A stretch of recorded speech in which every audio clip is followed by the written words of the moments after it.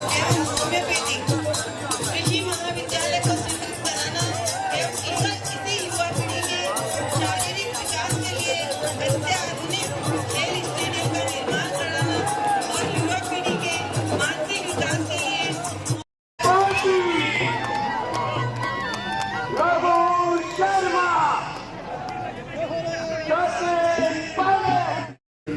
केकड़ी में कांग्रेस प्रत्याशी रघु शर्मा के समर्थन में कांग्रेस की राष्ट्रीय महासचिव प्रियंका गांधी व पूर्व उप मुख्यमंत्री सचिन पायलट ने पटेल मैदान में एक जनसभा को संबोधित किया।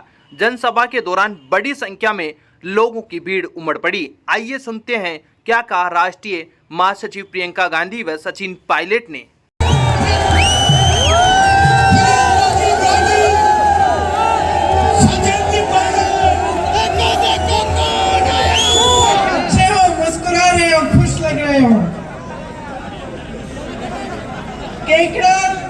केकड़ाधीश बालाजी, लोक देवता देवनारायण भगवान जी, लोक देवता बाबा रामदेव जी, भगवान परशुराम जी, भगवान महावीर स्वामी जी, हजरत ख्वाजा फखरुद्दीन चिश्ती जी, वीर तेजा जी महाराज जी, इन सब महान आत्माओं को, भगवानों को, देवताओं को मेरा प्रणाम। तो देखिए, अभी त्योहार का समय था ना, अभी दिवाली हुई, तो त्योहार के समय हम सब क्या करते हैं? क्या करते हैं त्योहार के समय? सफाई करते हैं। त्योहार के समय घर को साफ करते हैं, अच्छा खाने की चीजें बनाते हैं, मेहमान आते हैं हमारे घर, तो पूजा पाठ करते हैं हम। तो ये त्योहार का समय, उनके समय में हम करते हैं। और जब कटाई का समय होता है तो क्या करते हैं? खेती में जाते हैं, सुबह से शाम तक काम करते हैं, कटाई करते हैं। तो चुनाव का समय आता है तो हम क्या करते हैं? क्या करना चाहिए हमें? सफाई।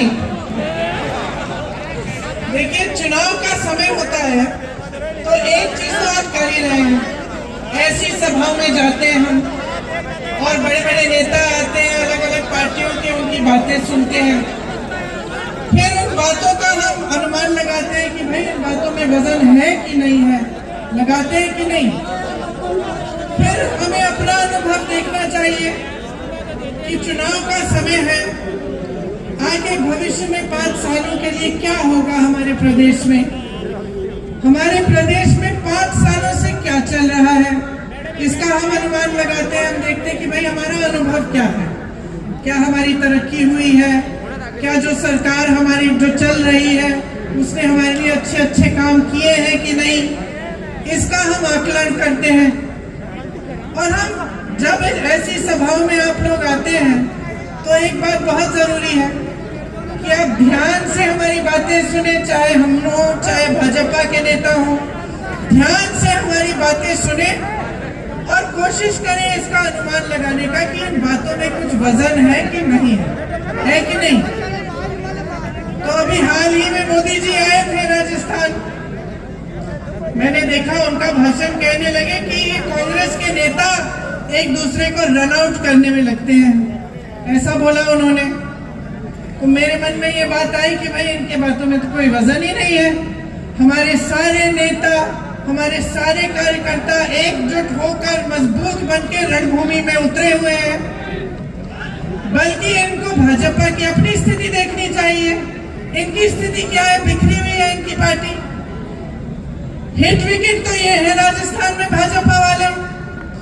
तो ये बात उन्होंने की एक बात, और असलियत कुछ और है।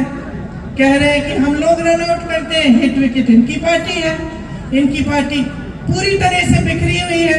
इनके नेता, जो बड़े बड़े नेता हैं, उनको इन्होंने परे कर दिया है। किसी को मालूम ही नहीं है कि अगर मुख्यमंत्री बनेगा तो कौन बनेगा, किसी को नहीं मालूम। बल्कि ये दूरबीन से जाकर ढूंढ रहे हैं पूरे राजस्थान में कि भाई हमारा नेता कौन बन सकता है, क्योंकि जो बड़े बड़े नेता थे उनको साइड कर दिया इन्होंने।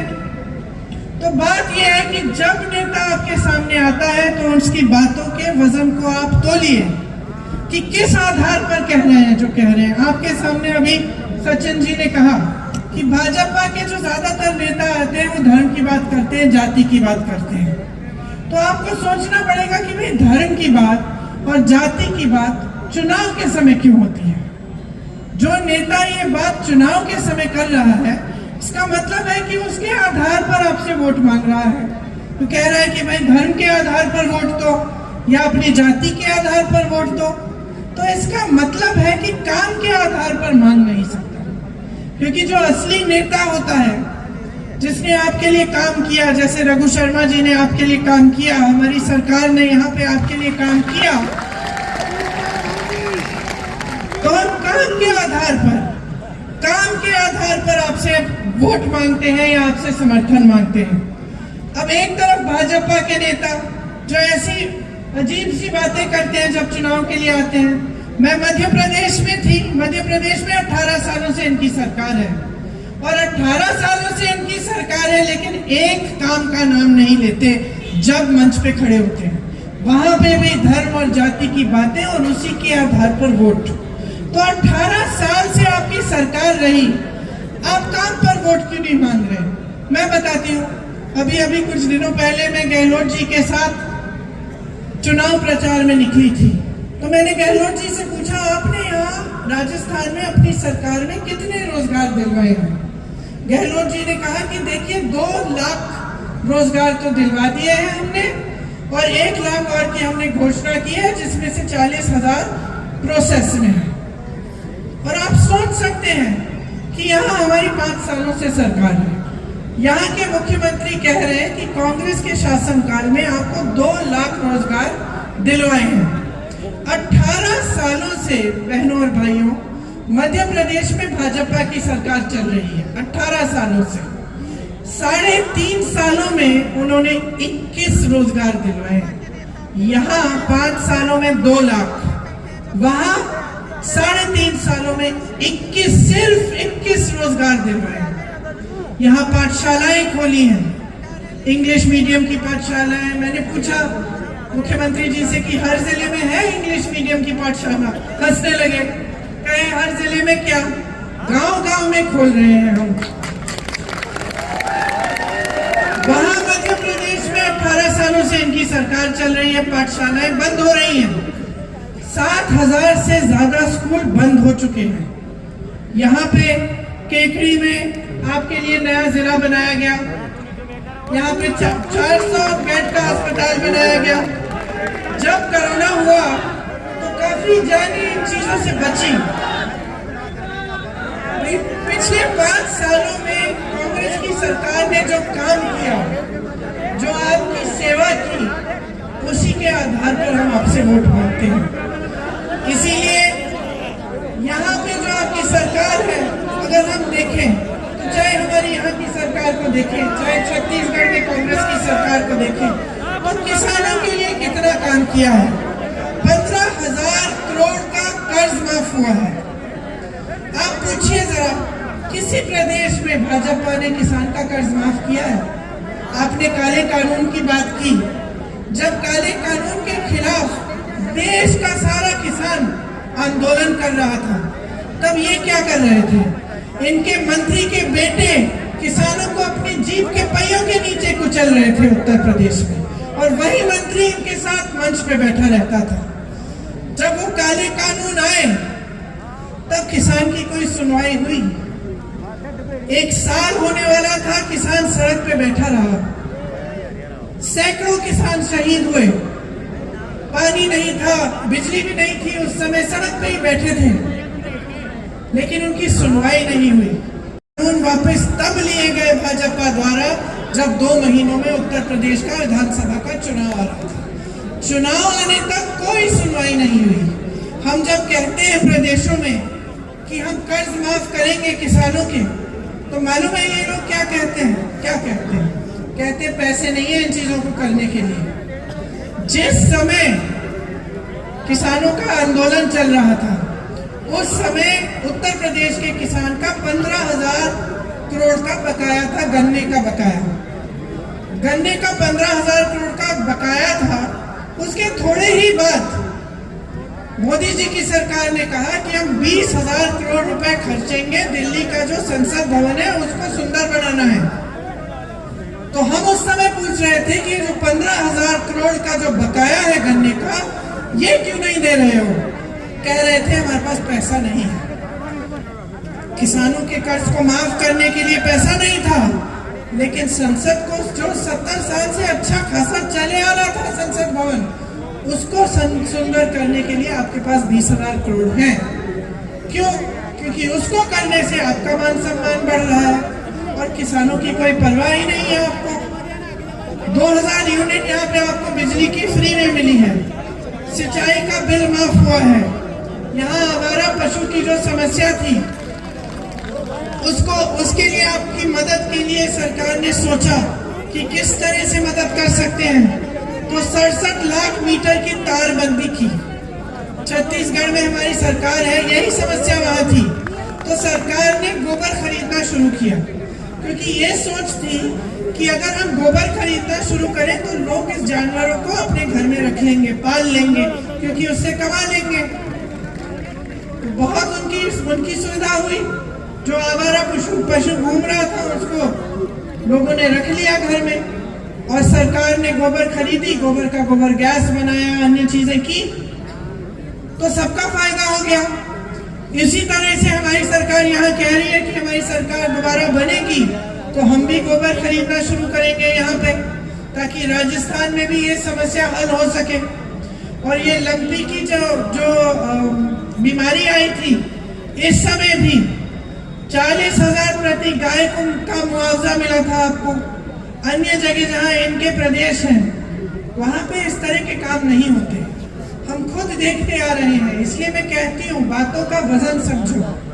ये जब कहते हैं कि आपके लिए करेंगे, इनसे पूछिए ना किया क्या है।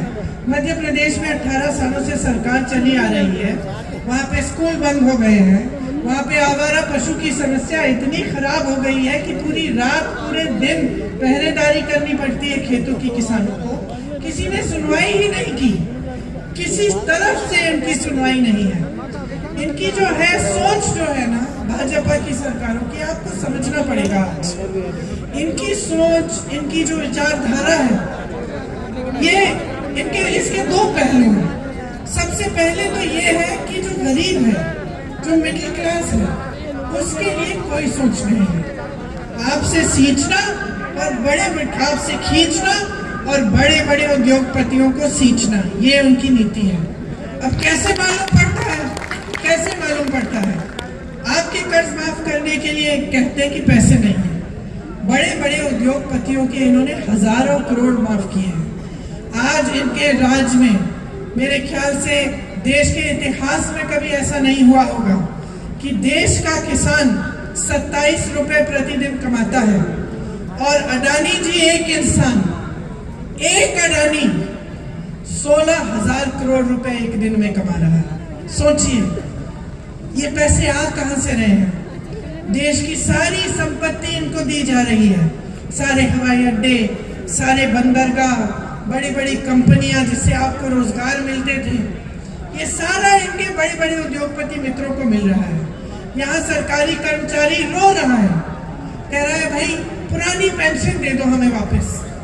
20 साल से हम मेहनत करते हैं, 20 सालों के लिए हर महीने आप हमारा पैसा काटते हैं पेंशन के लिए। हमारी मेहनत, हमारी कमाई आप हर महीने काटते हैं। 20 सालों के बाद हमें सुरक्षा चाहिए। जैसे पहले हमें पेंशन के पैसे हमें दिए जाते थे, उसी तरह से दीजिए। ये लोग क्या कर रहे हैं? पेंशन के पैसे इकट्ठे करके उनका निवेश कर देते हैं। अब सरकारी कर्मचारी कह रहा है कि भाई ये मेरे पैसे हैं, मेरी 20 साल की कमाई है जो आपने हर महीने काटी, आप इसका निवेश कहीं गलत जगह कर लिए और ये पैसे आप गवा दें तो मेरा क्या होगा? मेरी कमाई का क्या होगा? सरकारी कर्मचारियों का की कोई सुनवाई नहीं है। इनके हर प्रदेश में नई पेंशन स्कीम चल रही है, कांग्रेस के हर प्रदेश में पुरानी पेंशन स्कीम चल रही है। राजस्थान में है, हिमाचल में है, छत्तीसगढ़ में है, हर जगह, कर्नाटका में हर जगह पुरानी पेंशन की स्कीम। हम नहीं कह रहे कि पैसे नहीं है, हम कह रहे हैं हम पैसे ढूंढ के निकालेंगे इसके लिए। हम कह रहे हैं हमें कर्ज माफ करना है, हम पैसे ढूंढ के निकालेंगे। अब इनकी सोच देखिए, मेरी बहनें बैठी हुई हैं, महिलाओं के लिए यहाँ पे आपकी सरकार ने बहुत किया है। सबसे पहले तो आपके लिए महंगाई की राहत कैंप बनाए। अब सोचिए कि ये नौबत आ गई है कि केंद्र सरकार इतनी महंगाई बढ़ा रही है कि प्रदेश की सरकार को राहत के कैंप लगवाने पड़े। सिलेंडर आपको 500 में मिल रहा है। 1 करोड़ लोगों को बिजली में की बिल जो शून्य हो गई, इंदिरा रसोई बनाई गई, 8 रुपए में आपको भरपेट भोजन मिलता है। 40 लाख मोबाइल दिए गए महिलाओं को। छात्राओं को स्कूटी देने का काम शुरू हुआ है। केजी से पीजी तक निःशुल्क शिक्षा महिलाओं के लिए। सरकारी बसों में आधा किराया, सरकारी नौकरियों में 30% आरक्षण, 10वीं पास होने पर 10,000 रुपए, 12वीं पास होने पर 20,000 रुपए। अब हम इसकी तुलना करते हैं भाजपा के प्रदेश से, मध्य प्रदेश से। 18 सालों के लिए महिलाओं के लिए कुछ नहीं किया। 18 साल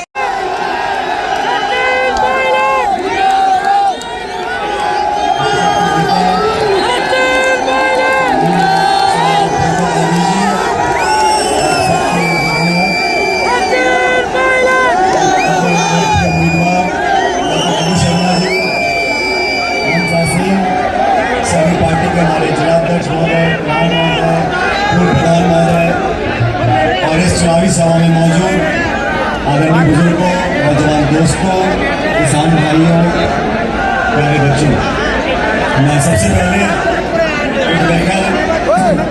प्रियंका गांधी जी का केकड़ी में पहली बार आना हुआ है। मैं चाहता हूँ सब लोग जोरदार तालियां बजा के प्रियंका जी का स्वागत। ऐसे में जोरदार तालियों से कि आप स्वागत मन से कर रहे हो। प्रियंका जी का बहुत बहुत स्वागत है। अब ये केकड़ी जिला बन गया है और ताकत आप लोगों को मिल गई है।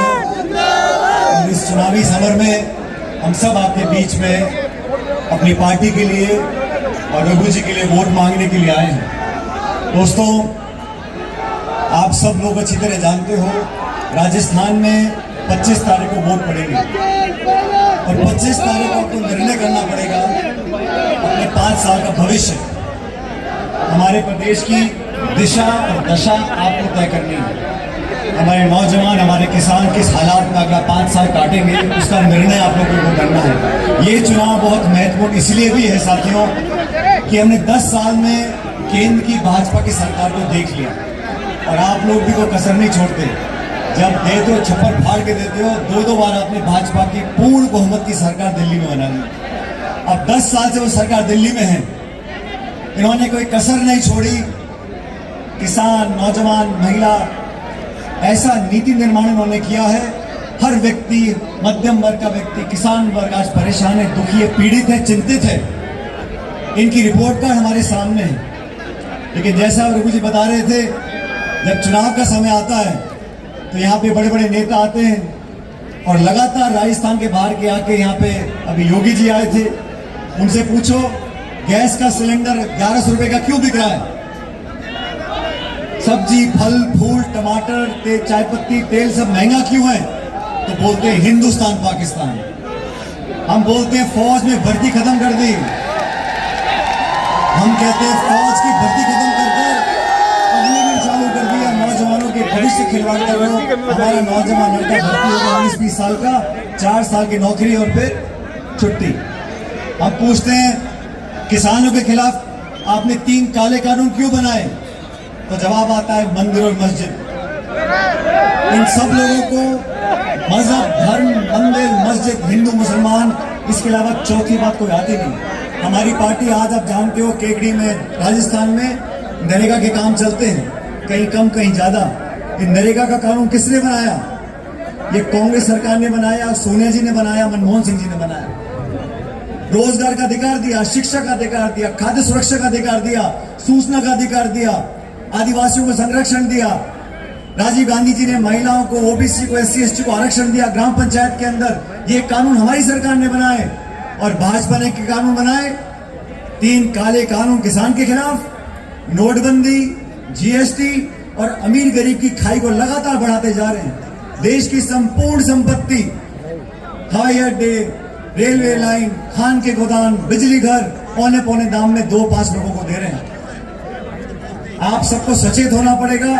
ये चुनाव राजस्थान का बहुत महत्वपूर्ण है और राजस्थान में हम लोगों ने जो काम किया आपके सामने है और रघु जी ने जो काम किया आपके सामने है, और मैं दावे से कह सकता हूं, मैं इस केकड़ी को जानता हूं, यहाँ जो विकास हुआ है पिछले 5 साल में, मेरे ख्याल पिछले 70 साल में इतना विकास कभी नहीं हुआ होगा। और ये बात हमारे विरोधी भी कहते हैं। और अब आप सब जो पुराने लोग हो, आप सब रघु जी को अच्छी तरह जानते हो।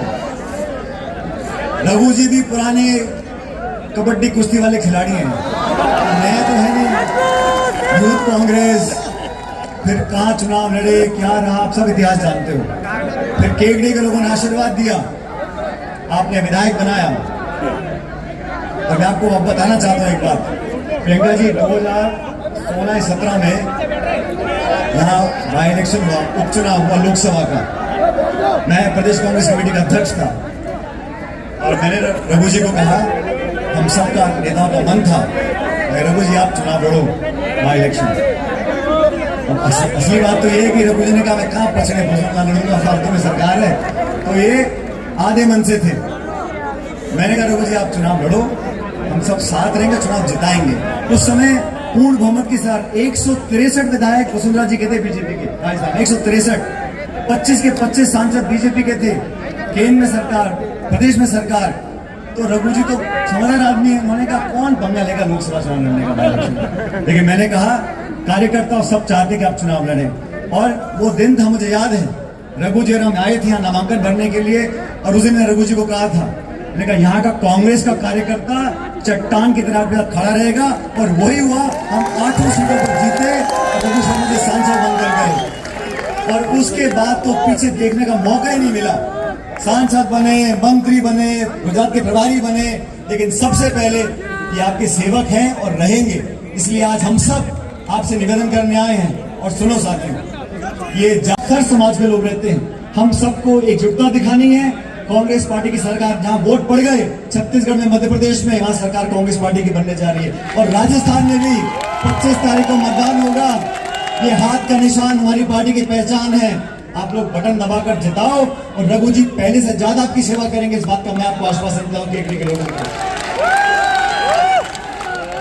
हम सब प्रियंका जी को सुनना चाहते हैं, लेकिन मैं आपसे इतना आग्रह करूंगा, मैं भी चुनाव लड़ रहा हूं कांग्रेस से, और जब 25 तारीख को मतदान होगा, मैं मेरे विधानसभा क्षेत्र में होऊंगा, आप सब लोग वोट डाल रहे होंगे, और जब बटन दबाते हैं मशीन में तो आवाज करता ना, वो क्या टी करके बोलती है मशीन, बोलते कि नहीं बोलती, 2 नंबर का बटन, लेकिन बटन आवाज निकलती है उसमें से। क्या आवाज निकलती है? टी करके। अब ऐसा है 25 तारीख को पंडित जी का, इस वाले पंडित जी का, रघु शर्मा जी का बटन दबाना, और इतनी जोर से दबाना कि मुझे टोंक में वो टी की आवाज सुनाई पड़े। मैं आप सबसे बड़ा निवेदन करते हुए कि कांग्रेस पार्टी को जिताना, और सुनो, ये जीत मोटी करनी है, अच्छी खासी जीत होगी, हम सबको ताकत मिलेगी और हम मिलकर आपके क्षेत्र का विकास करेंगे, सरकार बनाएंगे। मैं एक बार पुनः प्रियंका जी का यहाँ पे स्वागत करता हूँ और उनका धन्यवाद देता हूँ कि वो समय निकालकर आपके बीच में आई है, और तमाम जनता जो बैठी है